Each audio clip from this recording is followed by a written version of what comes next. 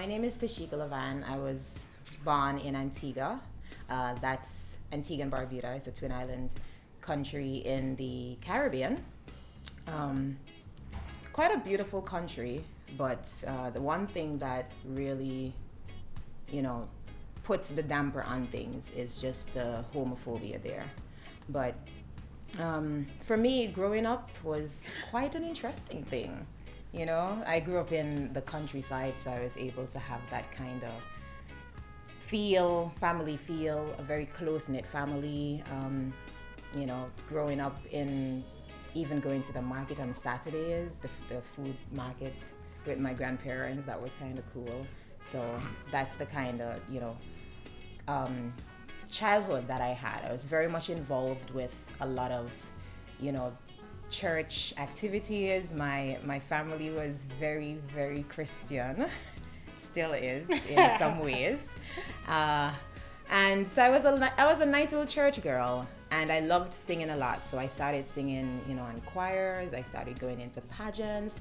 My first pageant was at 9 years old. Yeah, I went into that pageant, Miss Petite, and from then on, it was just pageants. I'm a former Miss Antigua. I was Queen of Carnival / Miss Antigua Barbuda in 2007, and that kind of changed my life somewhat, because it's kind of the period where, even from being in the media, my life kind of became not mine, even more, because I entered journalism at 16 years old, right out of high school, and that changed my life forever, because then I started making appearances on camera, and privacy just became a thing of the past. So that's basically what my childhood was like. Alright, my name is Tammie-Faye. Connor is my last name. I grew up really well, but I was always like a tomboy. So people would have issues with that, tease me and sort of stuff, but it wasn't too bad. I always liked doing what boys did, playing marbles, climbing trees. I did.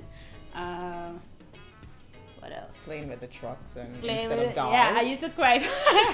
I used to cry for my brother's toys. My mom would give me dolls and stuff, and those would be aside, and I'd cry for his race cars and all of that stuff. But there was even a picture her mom showed me. My face was like, where so. She had a doll in her hand, and her mom said that she kept telling her, take a picture with the doll. And if you see her face, I was so mad. Like, why are you giving me a doll? That should be like a soldier man or something. Those little soldiers that they. I was so mad. I did not want that doll. But she forced me to take the picture, so my face was like this. In the picture. In the picture. And then going to school, I trying to fit in, I started trying to be girly, and because this is what you're supposed to do when you're growing up. You're supposed to be a girl.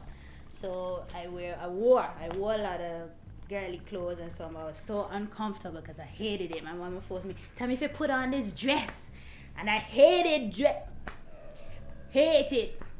But I had to do what my parents said. So, but any chance I got, I'll sneak and buy a big pants or big shirt or whatever, and then I'll put it on when I'm going out. But I'll get so many stares, and people would curse me and say, what are you trying to be? What are you? Aren't you a girl? Why are you dressing like that?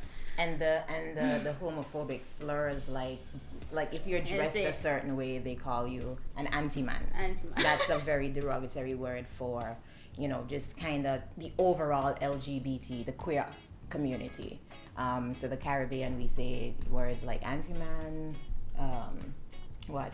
Yeah, they say batty boy and them fag things. and stuff like that. Antigua is very integrated. They have a lot of different people from different walks of life. Especially Jamaicans. It's like a mini Toronto, you know. So we have people from Jamaica. A lot of Jamaicans are there. So their culture kind of infused with ours. So whatever they say, a lot of the Antiguans adopt what they say. So we have the batty boy, Sting and all. Yeah, and you laugh about it now, but it's really it back then it wasn't really cool, and it's still not cool, because I remember even, you know, knowing that I was a lesbian from the time I was a little girl. And that story started with me picking up a magazine. I remember it like yesterday. I went into my cousin's room, I saw this Playboy magazine, and I was going through. What was in the magazine? What was in the magazine? Some pretty cool stuff. But what captured my eyes was the picture with, you know, these two girls.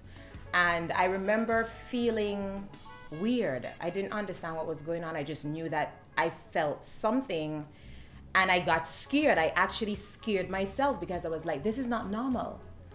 I'm a girl. Why am I looking at another girl this way? Because, you know, growing up, you're told girls are supposed to like boys and boys are supposed to like girls. So I became really scared. I was totally confused. And then to top that off, I was going to this Catholic school where there was this girl who constantly would harass me. Like, I would be in the bathroom and she would come into the bathroom and want to look under my skirt and touch me. Touch her in naughty places.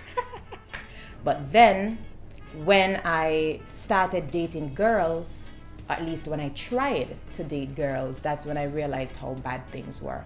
And even after... She did it on the low for quite a long time. You know, they would have exclusive parties, and, you know, you go to these parties, but it's always in a place where it's very secluded, yeah. You know? So she would go to these parties, and people would spot her, and then, you know, she would be very scared. She's always in a corner. Very scared because she didn't want her name. Because, you know, she's a public figure. She was the anchor, the news anchor back home.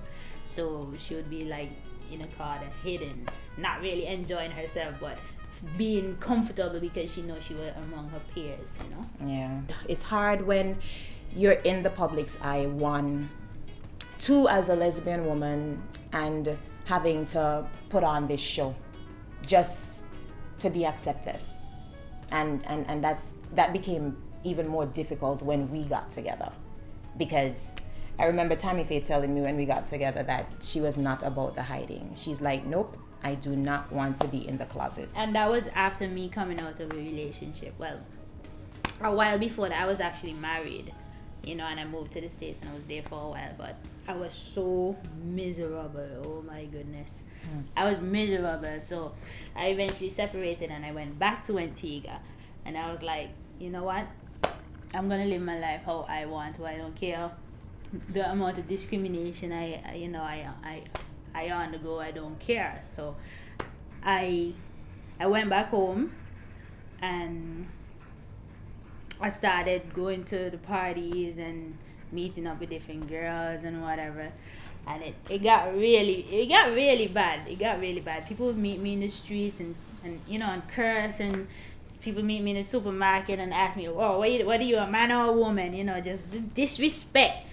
But I did it. But and you even opened a club, like I did, and I opened a club as well. That was in 2009. Yeah, I opened a club as well, and it didn't last long. I got so many threats from different people in the community. They say that they would wait until the club is extremely packed and go there and shoot it up or catch it fire. Then the police also came and keep on harassing the patrons because it was in fact a gay club, and that was the problem. I mean, to the point where having to go to court. Yeah, like people making complaints, all sorts of complaints, just because they just did not want a gay club in Antigua. Yep. Had to appear in court to defend the club. Say, I mean, we're not doing anything to anyone. I don't even know the reason why I was there in the first place, but I had to. And, you know, we're telling them that we're not doing anything to anyone. We just want to have fun. Just leave us alone. Let us be.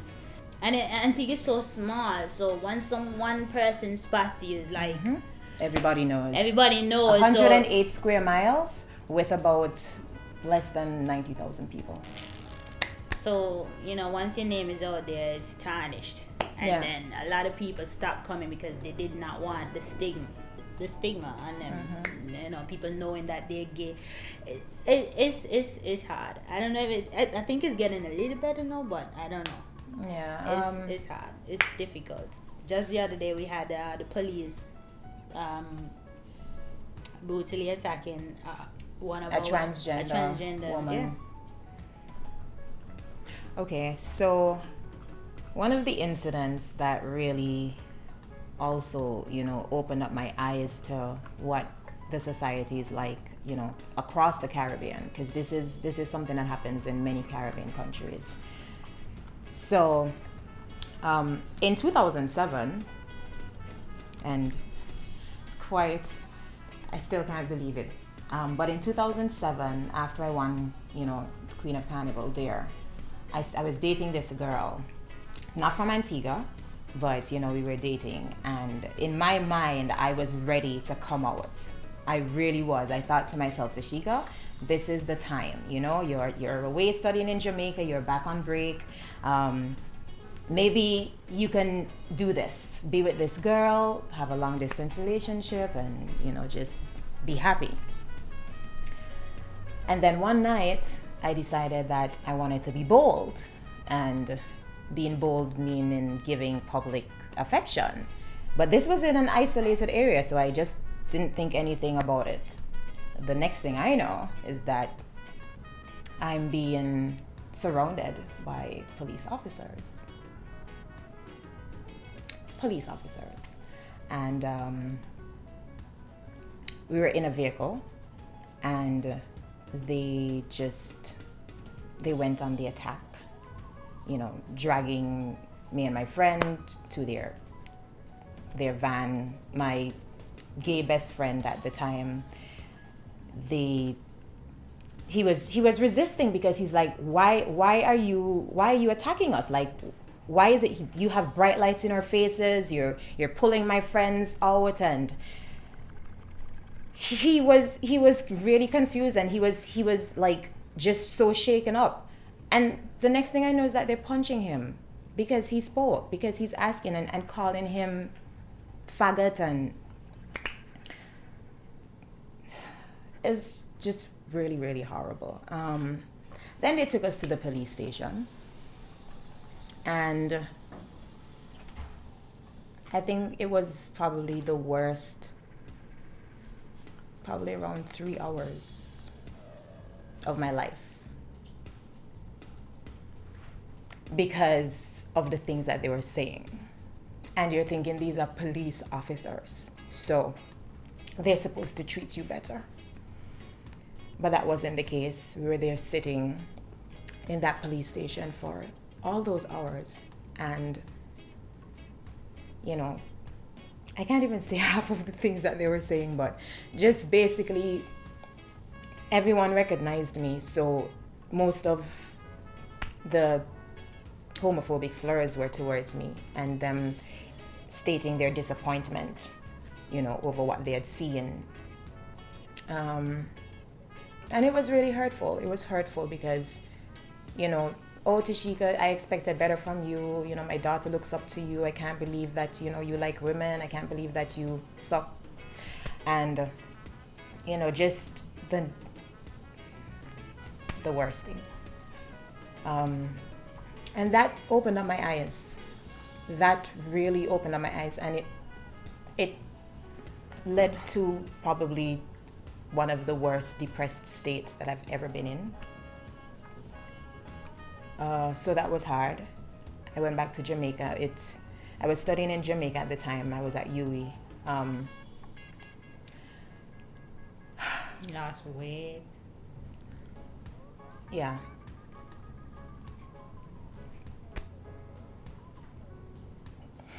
Okay.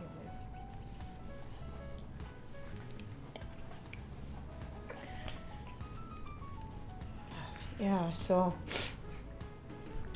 You went back into your shell.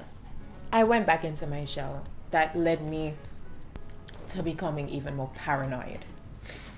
And my relationship with that girl, what we were actually trying to build something that just went in flames, because I just became very distant. I didn't want to be seen with her. I just Even my gay friends, I totally abandoned. Even my best friend.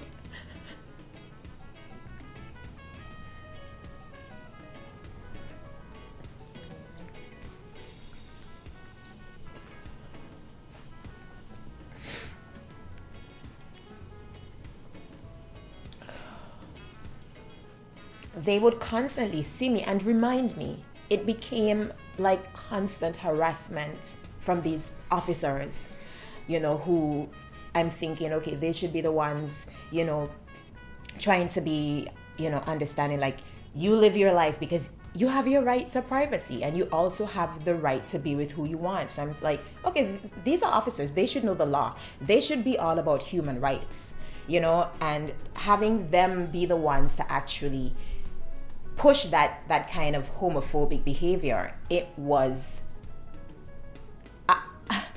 I was shocked. I was disappointed. I was scared. I became scared because I'm like, okay, then who can I turn to then? If not you, then who? Yeah.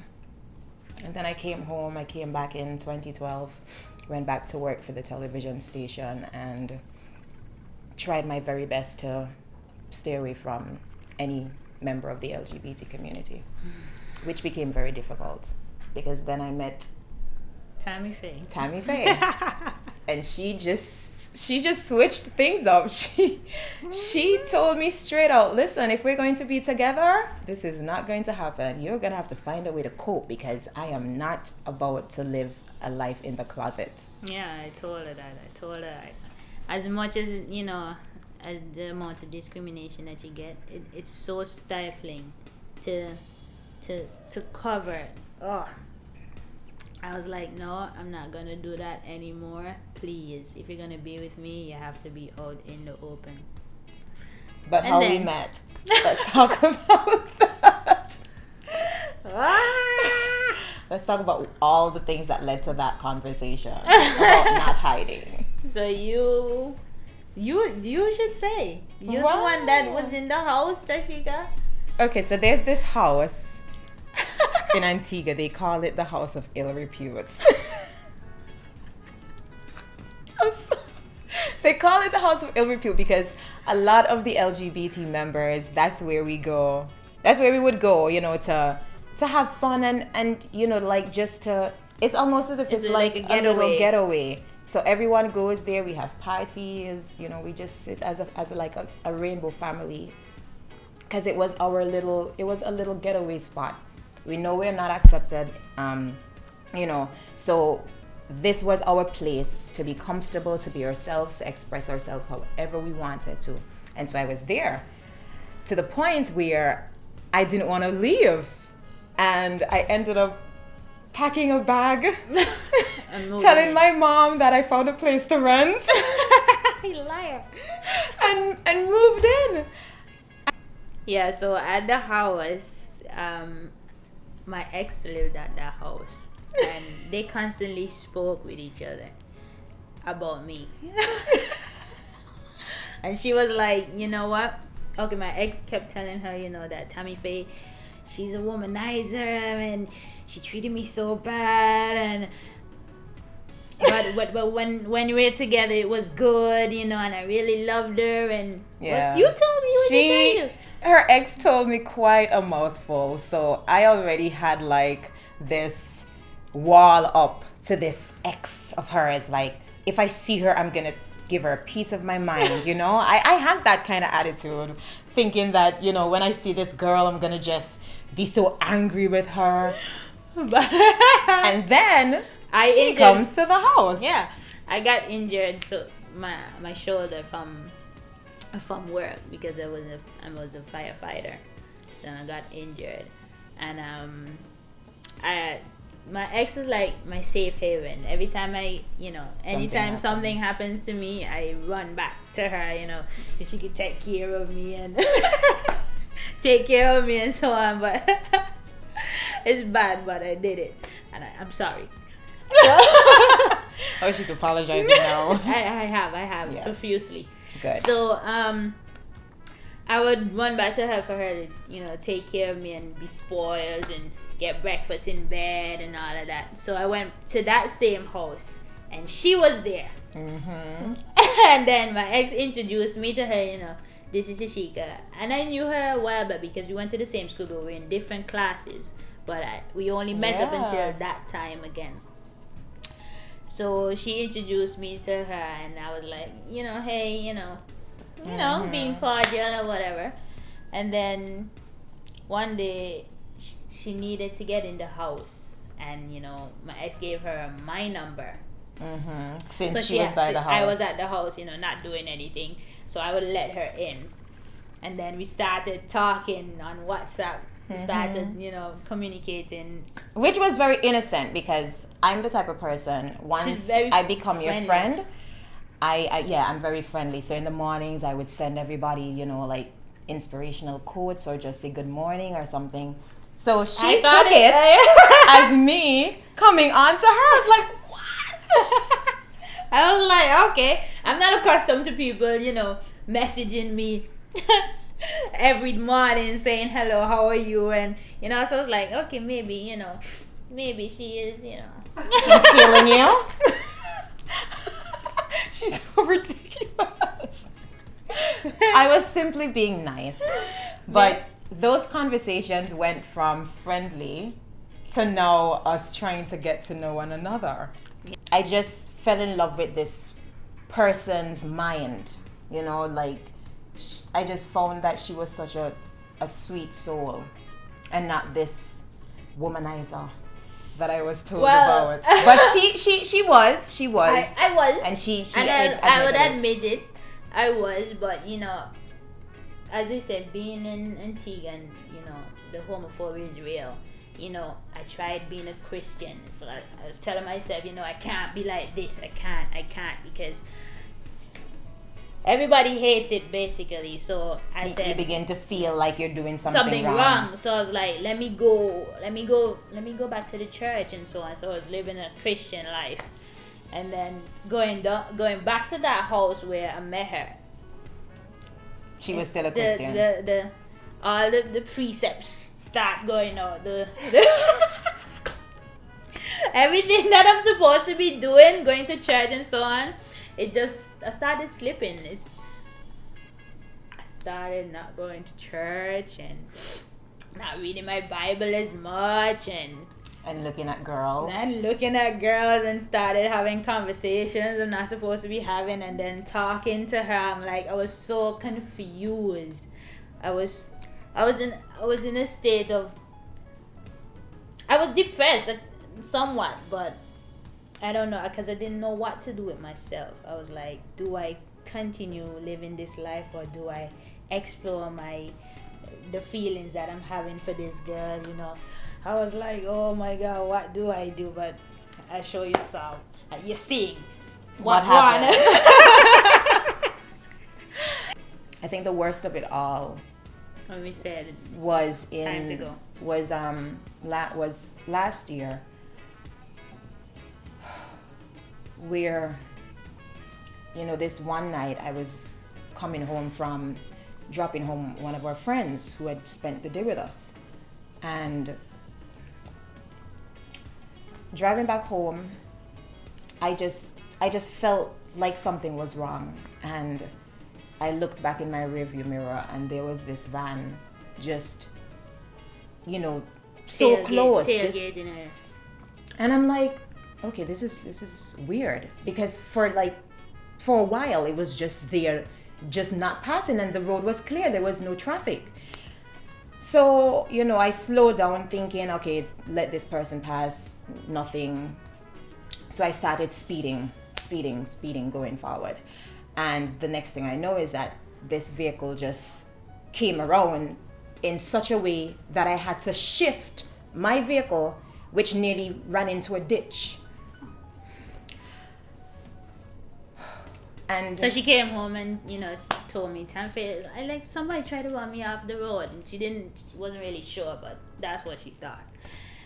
And then maybe a week or two passed, and then about a week it happened again.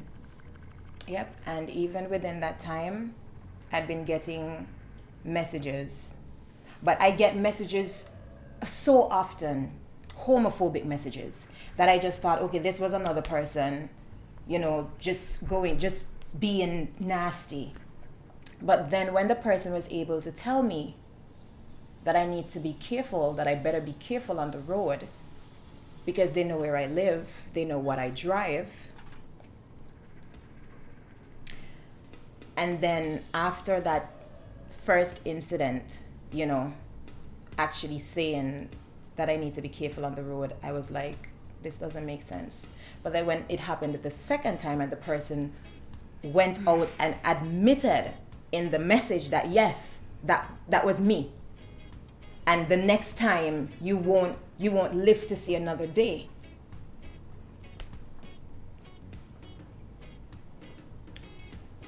That was it for me. But the icing on the cake was calling the police and reporting this incident. And they just laughed.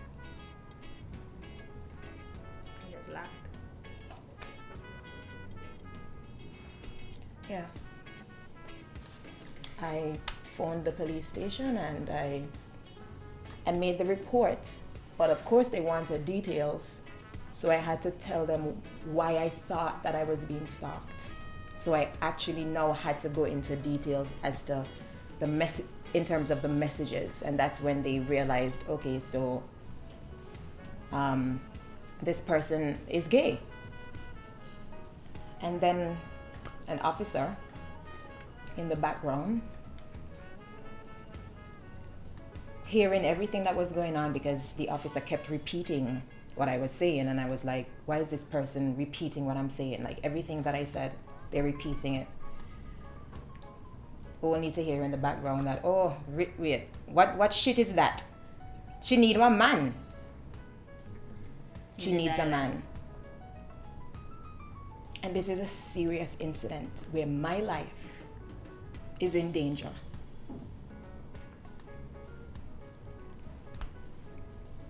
And that was the hardest thing, to be honest, because I feel like we have to go. if you don't have protection from the police, What are you gonna do? So we packed it up and left.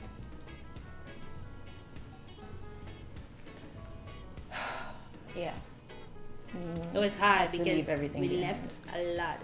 We left everything. Our whole lives. Our lives. Everything we worked had for. really good jobs. We were comfortable. We traveled a lot. Our vehicles, we sold them, and we just left. And it's hard because no one should have to get up and leave their family behind because, you live in a country where even the very people who are responsible for ensuring that your rights are protected, they don't even care. And I hate talking about it because I love my country. But the attitude, it needs to change. And it will eventually.